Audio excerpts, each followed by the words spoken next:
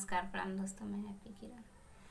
कवन फूल फूले फूलवरिया की कवन फूल बगिया न हो मोरे ललना। कवन फूल फूले लायंगनवा की गोदी में ललनवा खेल हो।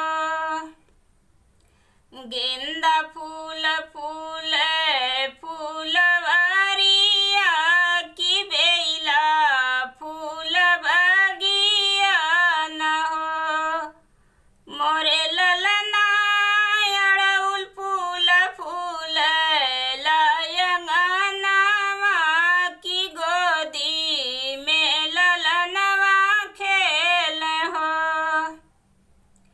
केही त मांगेला कंगनवा त केही कर धनिया न हो मोरे ललना।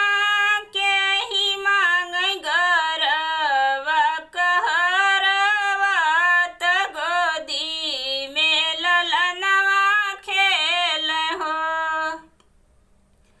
बुआ त मांगेली कंगनवा त मौसी कर धनिया न हो मोरे ललना।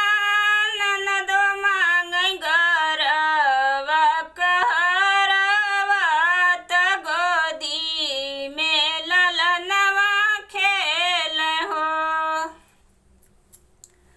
मोरे ललना। ननदो मांगै गरवा कहरवा त गोदी में ललनवा खेल हो।